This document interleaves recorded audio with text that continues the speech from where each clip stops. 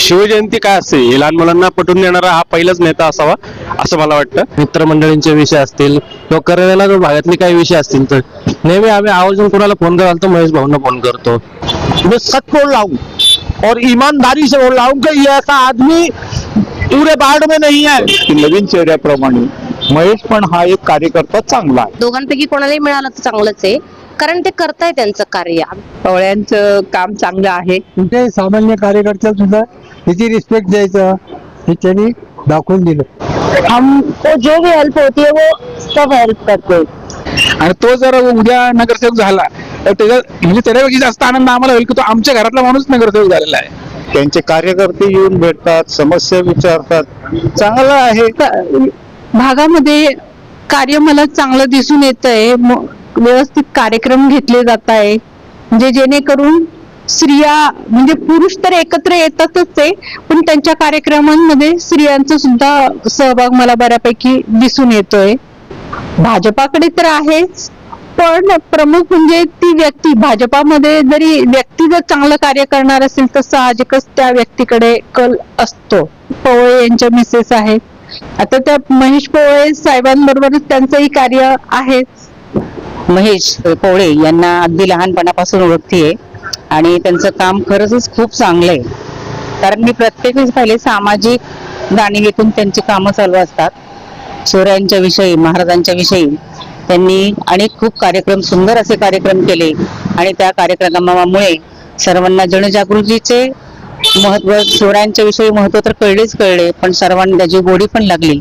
आणि प्रत्येक माणसाला बोलवल्यानंतर कमीत कमी वेळात ते हजर होतात. प्रत्येकाला मदत त्यांची झालेली आहे. तेजस्वीला पण मी ओळखते, अतिशय छान आणि मनमिळावू स्वभाव आहे तिचा आणि सगळ्यांना जपण्याचं तिचं महत्व आहे. सगळ्यांना जपते ती आणि म्हणूनच या दोघांचंही काम हे अतिशय उत्कृष्ट आहे. आज त्यांच्या मागे इतकी लोक आहेत, त्याचं मागचं कारणच हे आहे की त्यांचे स्वभाव, सामाजिक जाणीव आणि आपल्या संस्कारांविषयी अतिशय जागरूक दोघंही आहेत ते. आणि आम्हाला त्यांचा खरोखरच खूप अभिमान आहे. त्यांचं कार्यही इतकं छान आहे. मी प्रत्यक्ष डोळ्याने पाहिलेलं आहे आणि मी त्यांचं प्रत्येक वेळी सहकार्य पण अनुभवलेलं आहे. त्यामुळं मला त्या दोघांविषयी अतिशय आदर आहे, अतिशय प्रेम आहे आणि माझे शुभाशीर्वाद, माझ्या शुभेच्छा या त्यांच्या कायमच पाठीशी असणार आहेत. तर कोरोना काळातलं मी सांगू शकतो, जसं की वैयक्तिक विषय, मी आमच्या घरात सगळ्यांनाच एक प्रकारे कोरोनाची लागण झाली आणि काय करावं कळत नव्हतं. तर पहिला मनात विचार आला महेश भाऊ. त्यांना मी फोन केला. त्यांनी पुढच्या अर्ध्या तासात मला, माझे वडील आणि माझ्या बहिणीला सेंटर अवेलेबल करून दिलं आणि प्लस त्याच काळात त्यांनी वैयक्तिक ग्राउंडवर उतरून जसं की किट वाटणं असेल किंवा स्मशानभूमीत वैयक्तिक जाऊन सगळी कामं, महानगरपालिकेतली काही कामं असतील तर स्वतः वैयक्तिक ती लक्ष देऊन केली. मला शिक्षणात असू द्या किंवा नोकरी व्यवसायात असू द्या, प्रत्येक वेळी वारंवार कुठं सल्ला घ्यायचा म्हणलं की महेश भाऊ, दुसरं कुठंच नाही. आणि महेश भाऊ तुम्ही कधीही त्यांना फोन करू शकता, 24 तास ते अवेलेबल असतात. मित्रमंडळींचे विषय असतील किंवा करवेला भागातले काही विषय असतील तर नेहमी आम्ही आवर्जून कुणाला फोन कराल तर महेश भाऊंना फोन करतो. एक ग्राउंडवरचा माणूस जर ज्याला त्यातलं त्या एरियातलं नॉलेज आहे किंवा लहानपण त्यांनी ते बघितलेलं आहे आणि स्वतः त्या अडचणीतनं तो वर आलेला आहे, तर तो नेहमी म्हणण्यापेक्षा तो प्रत्येक क्षणाला त्या लोकांसाठी झोकून काम करेल असं मला वाटते. आणि ते संधी त्यांना मिळणार आहे आणि त्याचं सोनं तुम्हाला पुढच्या 5 वर्षात दिसणारच आहे, हे मला सांगायची गरज नाही, तुम्हाला दिसेलच. प्रभाग क्रमांक 30 मध्ये हा पूर्वीपासून बीजेपीचा मतदारसंघ आहे, पूर्वीपासून याच्यामधून. त्यामुळं बीजेपीचा कोणताही उमेदवार राहू हा निश्चित निवडूनच येणार आहे. आता मी त्यांच्या शेजारी राहतो याच्यामधून. तर महेश पवळ्यांनी कार्य, शिवसृष्टी असो किंवा शिवाजी महाराज असो, सर्व असो किंवा बरंच काम इथं करतात आणि लोकमेव झालेला आहे इथं याच्यामधनं. त्याच्या ऑफिसमध्ये कोणीही गेलं तरी म्हणजे पंतप्रधान योजना असो, रेशन कार्ड असो, बाकी काही असो, तो लगेच काम करतो. हजरजबाबी मुलगा आहे. तर पंतप्रधानाच्या योजनेप्रमाणे नवीन ह्याला काहीतरी चान्स द्यावा किंवा मिळावं ही माझी परमापणी इच्छा आहे. चंद्रकांत दादा पाटील असो किंवा मुरली मोळान असो, यांचे इलेक्शन असो, यासाठी ह्यांनी भरपूर कष्ट घेतलेले आहेत.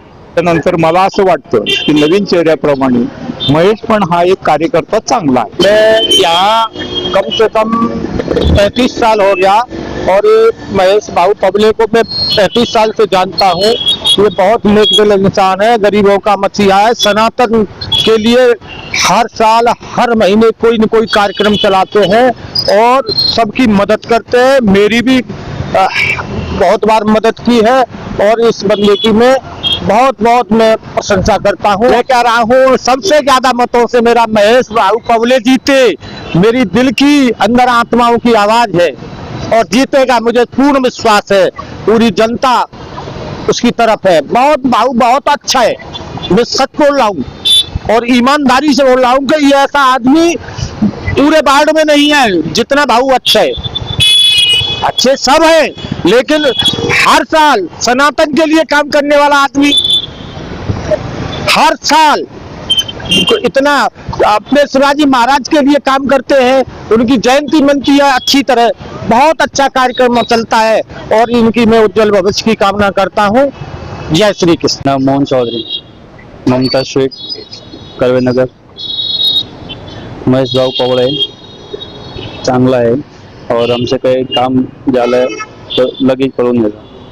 त्याच्यानंतर काहीतरी त्याला काय प्रॉब्लेम आली तो पण आम्हाला बरोबर लावून थांबतात. रशानी बाई ताई ते पण चांगलं आहे, आम्हाला काही त्रास नाही त्याच्यासाठी और चांगले माणूस पण आहे.